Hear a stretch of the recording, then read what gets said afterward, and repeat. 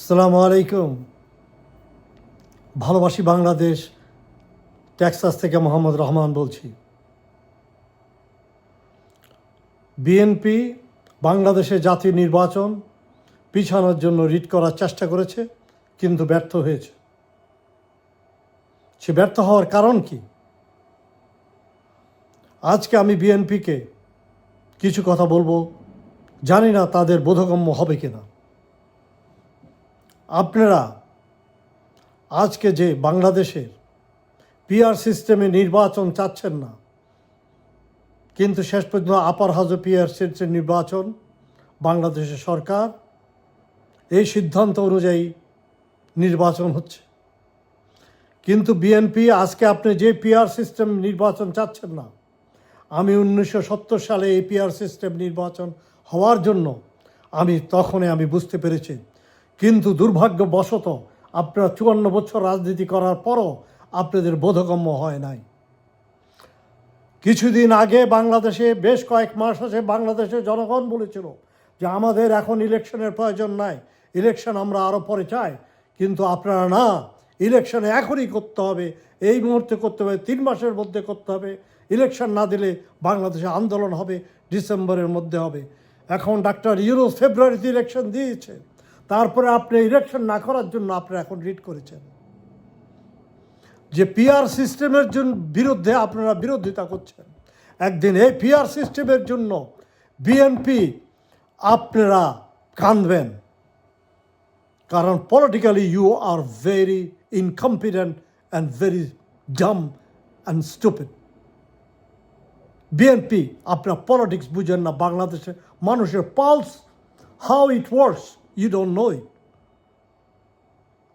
Politics করতে হলে জনগণের পালস বুঝতে হয়, জনগণের পালসের অনুযায়ী কাজ করতে হয়, এবং তারপরে জনগণের পালস অনুযায়ী যদি আপনি কাজ করতে না পারেন, আপনাকে জনগণকে বুঝাতে হবে no, that's why we don't want ইট।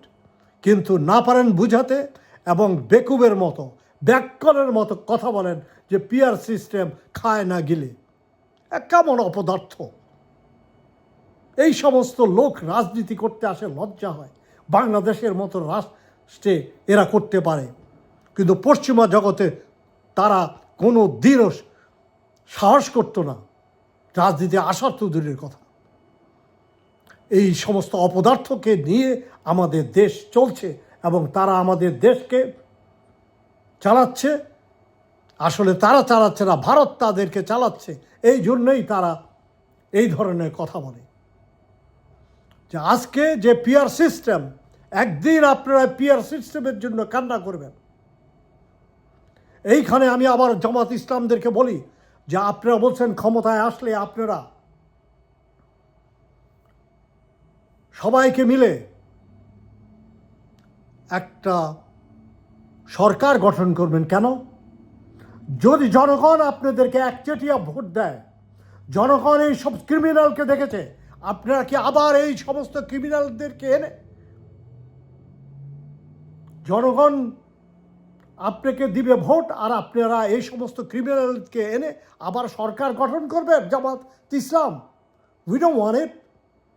আপনাদেরকে বাংলাদেশের জনগণ এবার ভোট দিতে চাচ্ছে, আপনারা একা সংখ্যাগরিষ্ঠ হবেন এবং আপনারা আপনাদের সরকার গঠন করবেন। বাংলাদেশের জনগণকে পালস দেখবেন এবং পালস অনুযায়ী you will work. We don't want BNP anymore. Bangladesh জনগণ বিএনপিকে পরিত্যাগ করছে, আপনারা বিএনপিকে আবার আপনাদের কোলে নিয়ে বসতে চাচ্ছেন। Jamaat Islam, doctor Shafiqur Rahman, please don't do it. আপনারা যদি এটা করেন, আমরা আবার আপনাদের বিরুদ্ধে আন্দোলন করব। আমরা মনে মনে নির্ধারণ করেছি, এইবার সারা বাংলাদেশে সমস্ত লোককে আমরা বলবো, তোমরা জামাত ইসলামকে দাঁড়িপাল্লায় ভোট দাও। আপনারা যদি এই ভুল করেন, আবার যদি বিএনপির সাথে আঘাত করতে যান, জামাত ইসলাম মনে রাখবেন, আমরা আপনাদের বিরুদ্ধে দাঁড়াবো। দরকার হলে বাংলাদেশে এসে আমরা পলিটিক্স করব এবং আপনাদের আঘাত ফেলব। আপনাদের জীবনে আপনারা আর কখনো উঠতে পারবেন না পলিটিক্সে, এই কথা মনে রাখেন। যদি আমরা আমেরিকার থেকে বলি, মনে করবেন না আমরা দুর্বল। আমরা আপনাদেরকে সমর্থন দিচ্ছি এবং সমর্থন দিয়ে যাব। প্লিজ জামাত ইসলাম, এইবার আপনারা ক্ষমতায় এসে বাংলাদেশের সংবিধানকে ঠিক করবেন। বিএনপির সাথে আর কোনো আতাত করবেন না। বিএনপির হলো ভারতের পদলেহনকারী। আমরা কোনো ভারতের পদলেহনকারী দলকে, চাঁদাবাজদেরকে আমরা রাজনীতিতে দেখতে চাই না। তাই এই বলে আমি শেষ করলাম। ইনকিলাব জিন্দাবাদ, বাংলাদেশ জিন্দাবাদ। 1000 বছর ইনশাল্লাহ বাংলাদেশ বেঁচে থাকবে এবং দরকার হলে আমরা আবার বিপ্লব করব। সালামু আলাইকুম।